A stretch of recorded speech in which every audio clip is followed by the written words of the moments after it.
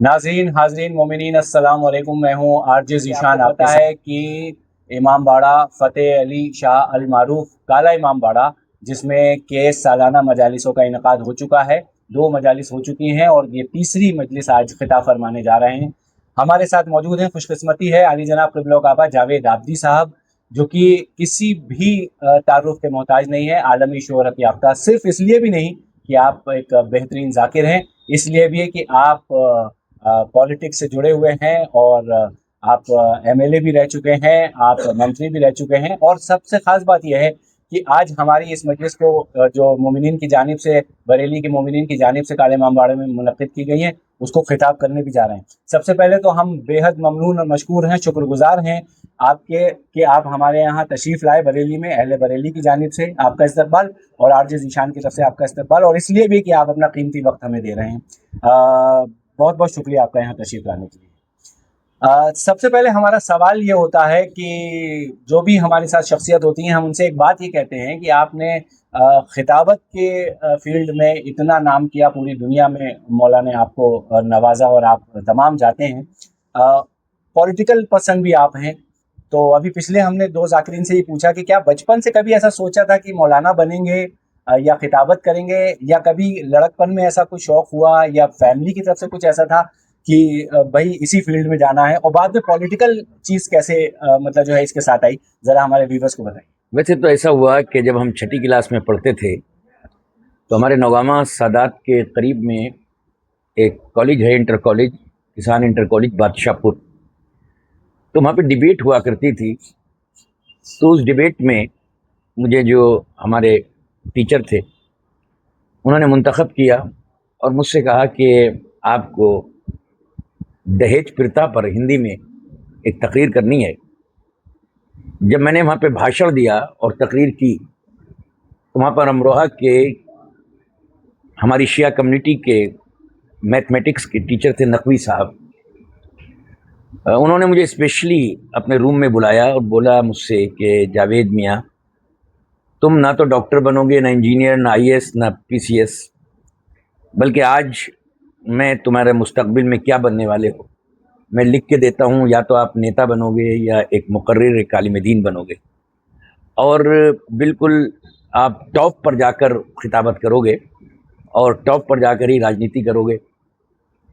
मेरी समझ में उस वक्त नहीं आता था कि राजनीति में क्या करना होता है, या एक आलिम दीन को या खतीब को खिताबत के फ़राइज़ जो अंजाम देने के लिए क्या क्या करना पड़ता है। बहरहाल मैंने अपने वालिदैन से कहा तो मेरी वालिदा ने एक बात कही कि मेरी बड़ी तमन्ना है, मेरी आरज़ू है कि आप इमाम हुसैन के खतीब बने। वाह! लेकिन मुश्किल से हम 13-14 साल की उम्र थी जो सबसे पहले हमने मजलिस को ख़िताब किया, और उस मजलिस को ख़िताब करने के बाद रफ्ता रफ्ता उस मजलिस की शोहरत पहुँची। फिर हमने बिजनौर में और मुज़फ़्फ़रनगर के कई जगह पे ख़िताब करने की सआदत हासिल की, और तकरीबन 16 या 17 साल की उम्र थी कि हम पहली मरतबा पाकिस्तान में कराची और लाहौर और गुजरावाला में मजलिस को ख़िताब किया। तो वहाँ पर उन लोगों ने, ख़ास करके पाकिस्तान के अवामुन्नास ने, सामईन ने इतनी हमारे बयान की पज़ीराई की, और पीछे जो हमारे बहुत से दोस्त बन गए तो पीछे हमें कहा करते थे वो काका मौलाना। तो मैंने पूछा भी कि काका मौलाना, कि ये पंजाबी ज़बान में बच्चे को काका कहते हैं, कि बच्चा मौलाना को इंडिया से आता है और वो मजलिस को पढ़ता है। लेकिन माशाल्लाह से हमारे लिए एक मशहूर हो गई थी कि सारे ख़तीबों के लिए, सारे ज़ाकिरों के लिए पोस्टर लगाते हैं, तब सामईन सुनने के लिए आते हैं। लेकिन क्योंकि मेरी उम्र कम थी और बहुत तेज़ ख़िताब करते थे,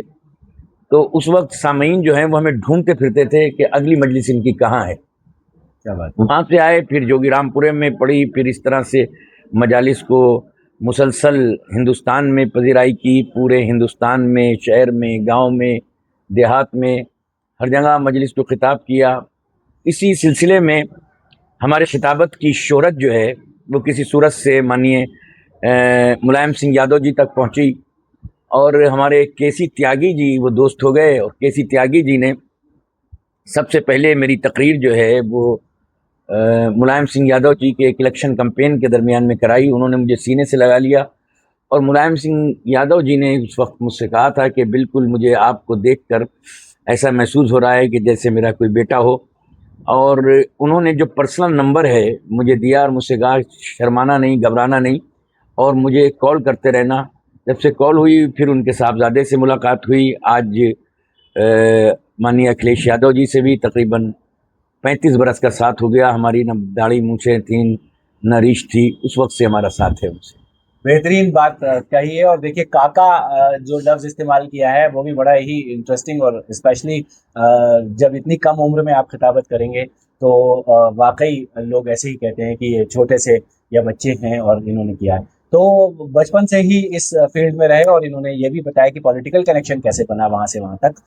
اب آج کے دور میں خاص طور سے ایک سیناریو آپ جیسا کہ دیکھ رہے ہیں، اور اسپیشلی اب 2027 کے الیکشن آنے والے ہیں جس میں صرف 1 سال رہ گیا ہے، کیا تیاری ہیں اور کیا اپنی قوم کا آپ چونکہ پرتیندتو کرتے ہیں؟ ہماری شیعہ قوم میں بہت کم لوگ ہیں، اور میں پرسنٹیج کے حساب سے دیکھوں تو شاید 1% بھی ہماری بھاگیداری سنسد میں بھی نہیں ہے اور ودھان سبھا میں بھی نہیں ہے، لیکن آپ جیسے لوگ ہیں جو ہماری خوش نصیبی ہے کہ وہ ہمیں ریپرزینٹ کرتے ہیں جا کے، تو شیعہ بچوں کو جو خاص طور سے راجنیتی میں آنا چاہتے ہیں یا یوتھ جو ہیں جو پولیٹیکل اس فیلڈ میں آنا چاہتے ہیں، ان کو کیا سندیش دینا چاہیں گے؟ اور خاص طور سے ایز اے شیعہ ایک پرسن ہوتے ہوئے آپ کا کیا کہنا ہے آج کی راجنیتی کو لے کے کہ ہماری بھاگیداری کتنی ہونی چاہیے اور ہماری آواز سنسد میں یا ودھان سبھا میں اٹھانے کے لیے؟ ظاہر ہے کہ ہم لوگ جو ہیں وہ ملت مسلمہ میں ہیں تو اقلیت میں ہیں، اور پھر اہل تشیع سے تعلق رکھتے ہیں تو اقلیت میں بھی در اقلیت ہیں، بہت کم تعداد ہے ہماری۔ جب ہم نے راجنیتی میں ایک طرح سے آفیشیلی نہیں آئے تھے لیکن تقریر کرتے تھے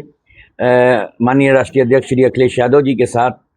تو مجالس بھی پڑھتے تھے، تو بہت سے ہماری کمیونٹی کے لوگ ہی ہم پہ اعتراض کرتے تھے کہ یہ مجلسیں بھی پڑھتے ہیں اور یہ نیتا بھی ہو گئے۔ تو میں نے ایک بات کہی تھی کہ ہم کچھ بھی بن جائیں، سپوز ایک ڈاکٹر بن جائیں، ایک انجینئر بن جائیں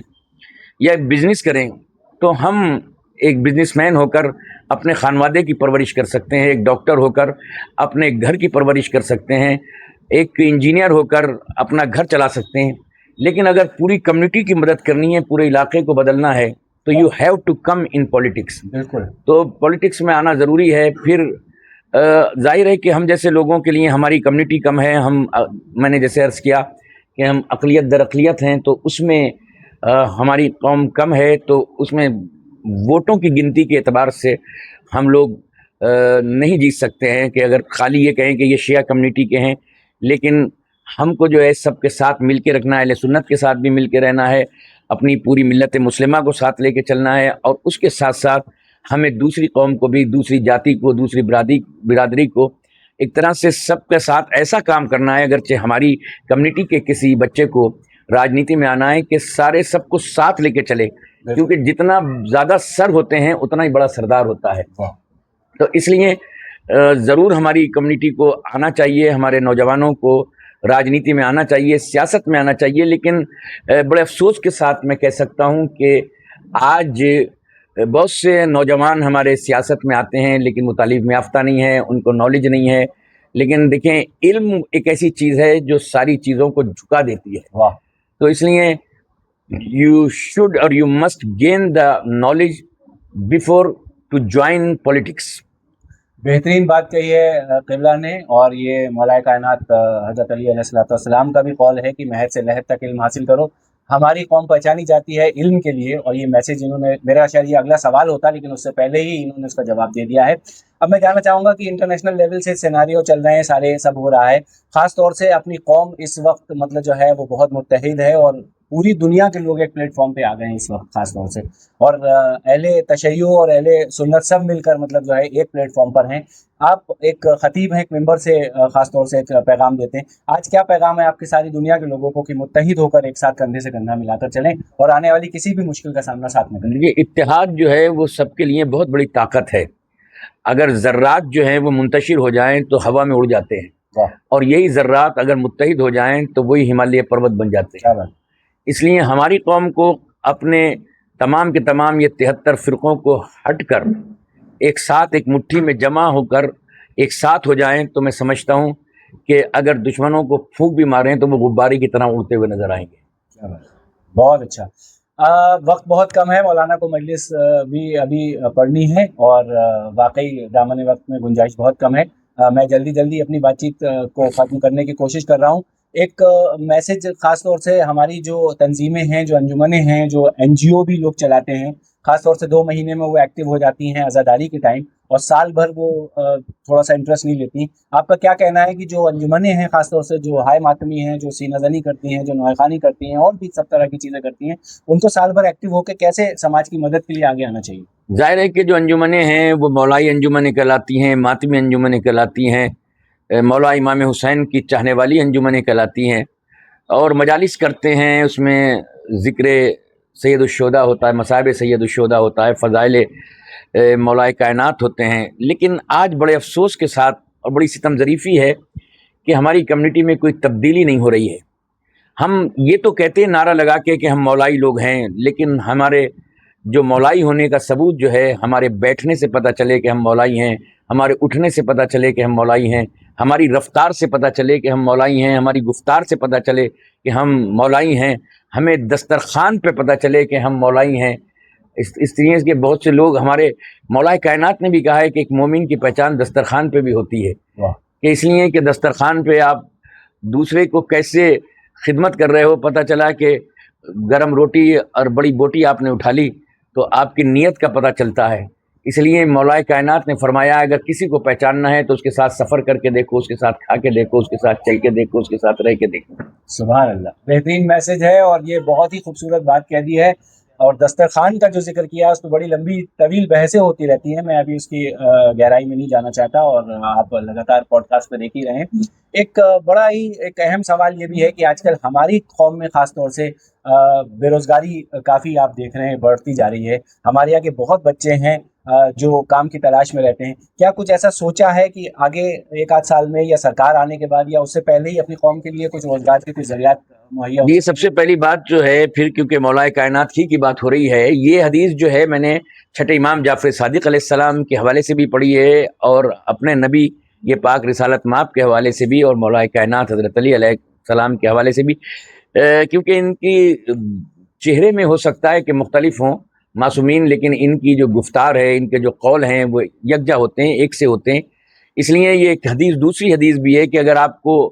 یاد نہیں رہے کہ یہ پہلے امام نے فرمایا ہے یا دوسرے امام نے یا تیسرے امام نے، تو وہ قول جو ہے کسی کی طرف منتقل کر دینا اور کہہ دینا، ریفرنس دے دینا کہ یہ مولا کائنات نے کہا ہے۔ بلکہ مولا کائنات نے فرمایا ہے کہ اللہ نے رزق کے جو ہے وہ 100 دروازوں میں سے 93 گیٹ، یہ ذرا میں اپنی کمیونٹی کو، اپنی قوم کو خاص کر کے میسج دینا چاہوں گا کہ 93 دروازے جو ہیں وہ تجارت میں کھولے ہیں، اور 6 دروازے جو ہیں وہ کاشتکاری میں ہیں، اور 1 دروازہ صرف نوکری میں ہے۔ کیا بات ہے! مگر بڑے افسوس کے ساتھ کہنا پڑتا ہے کہ ہماری قوم جو ہے وہ صرف نوکری کے پیچھے چلتی ہے۔ اس لیے ایک میسج کہنا چاہتا ہوں کہ ایسا مت بنو کہ تم نوکری کرو، بلکہ ایسے بنو کہ تم نوکر رکھنے والے بن جاؤ۔ اور جب نوکر رکھنے والے تبھی بنو گے کہ جب آپ تجارت میں کرو گے، جب تجارت میں آؤ گے۔ تو آج یہودی قوم جو ہے وہ تجارت کر کے ایسی ہے کہ پوری دنیا پہ حکومت کرنا چاہتی ہے، پوری دنیا کو حکومت میں مٹھی مل، کیونکہ اگر پیسہ نہیں ہے، اگر دولت نہ ہوتی، تو میں سمجھتا ہوں جو جناب ختیجۃ الکبریٰ کی دولت نہ ہوتی تو آج اسلام نہیں ہوتا، کیونکہ دولت بڑی ضروری ہے، اور دولت جو ہے وہ تجارت سے آتی ہے۔ میں اپنی کمیونٹی سے ایک میسج کرنا چاہوں گا کہ چاہے آپ کے پاس 500 روپے ہوں تو 500 روپے سے ہی آپ تجارت کریے، تو انشاءاللہ خالق کائنات اس میں برکت دے گا، اور اس کے ساتھ ساتھ اضافہ کرتے جائیے۔ وہ تجارت بن کے آپ تاجر ہوں گے، تاجر بن کے تجار ہوں گے، اور جب تاجر ہوں گے، پیسہ ہوگا، تو میں سمجھتا ہوں بہت سے لوگ کہتے ہیں کہ پیسہ کیا ضرورت ہے، کہ آپ قبر میں لے کے جائیں گے۔ میں بڑی ذمہ داری کے ساتھ کہتا ہوں کہ قبر میں ہی پیسہ لے کے جائیں گے، کیونکہ اگر وہی پیسہ جو آپ نے دنیا میں کمایا ہے، وہی اگر اللہ کی راہ میں خرچ کیا، تو وہی قبر میں آپ کا پیسہ کام آئے گا۔ اس دنیا میں بھی اور آخرت میں بھی پیسہ کام آئے گا، لیکن حلال پیسہ ہو، کس راستے سے کمایا جا رہا ہے، کیونکہ سب سے پہلے آپ کی اس طرح سے سیریز ہے، پہلے عزت ہے، پھر دولت ہے۔ یعنی آپ کو جو ہے اپنی عزت جو ہے وہ دولت پہ قربان نہیں کرنی چاہیے، بلکہ دولت کو کمانا چاہیے اور اس کے ذریعے سے عزت کمانی چاہیے۔ چلتے چلتے بس آخری ایک یہ سوال کہ مومنین بریلی کی جانب سے یہ سالانہ مجالس 2026 جو چل رہی ہیں، اس میں ڈائریکٹ اور انڈائریکٹ سب طرح سے سب کا تعاون چل رہا ہے، چاہے وہ سامعین ہوں، چاہے وہ اراکین ہوں، چاہے وہ منتظمین ہوں، لیکن بس دو لفظ ہمارے ان سب لوگوں کے لیے جنہوں نے یہ مجلس کا انعقاد کیا ہے اور مجلس کو آرگنائز کیا ہے، ان کے لیے کوئی دعا گو دو کلمات کر دیں جنہوں نے یہ مجلس بریلی شہر میں، مشہور شہر میں، دنیا میں مشہور شہر ہے بریلی، میں پوری دنیا میں ورلڈ میں جاتا ہوں، یہاں کے گزشتہ برس یہاں کے سامعین سے ملاقات ہوئی، خطاب کرنے کی سعادت اور شرف مجھے میسر ہوا، تو جس طرح سے انہوں نے میرے خطاب کی پذیرائی کی، میں آج بھی اس کا ممنون کرم ہوں، اور اچھی سامع اور اچھی سامعین کی پہچان یہ ہوتی ہے، میں نے قبلہ سے معلوم کیا کہ میں نے گزشتہ برس کس موضوع پہ خطاب کیا تھا، تو آپ نے فرمایا کہ امام زمانہ کی عظمت پر خطاب کیا تھا، وہ آج تک ان کو یاد ہے۔ تو سب سے پہلے تو میں یہاں کے سامعین کا، مومنین کا شکر گزار ہوں، اور جس طرح سے ان کی سماعتیں ہماری خطابت کے ہم آہنگ ہو کر مجلس کو آگے بڑھاتی ہیں، وہ یقیناً ناقابل فراموش ہوتی ہیں۔ میں یہاں کے مومنین سے اور مومنین کے لیے دعا گو ہوں کہ ذات لم یزل اللہ یزال ان کو تمام مشکلوں سے دور رکھے اور ان کے آنے والی نسل کو صراط مستقیم پہ قائم رکھے۔ بہت شکریہ اپنا قیمتی وقت دینے کے لیے، اور اب یہی دل چاہتا ہے کہ ابھی بہت ڈھیر ساری باتیں ہوں، لیکن دامن وقت کو دیکھتے ہوئے اب چونکہ ہم اپنے پوڈ کاسٹ کو یہیں ختم کریں گے، اور اس گزارش کے ساتھ کہ اگلی بار جب بھی بریلی تشریف آئیں گے ہمارے ساتھ پھر گفتگو ہوگی۔ بہت شکریہ قبلہ و کعبہ عالی جناب جاوید آبدی صاحب ہمیں قیمتی وقت دینے کے لیے۔ ذیشان صاحب کا بھی بہت ممنون کرم ہوں کہ انہوں نے مجھے آپ حضرات سے روبرو اور ہم کلام ہونے کا شرف حاصل کرایا۔ اپنا خیال رکھیے گا، خدا حافظ۔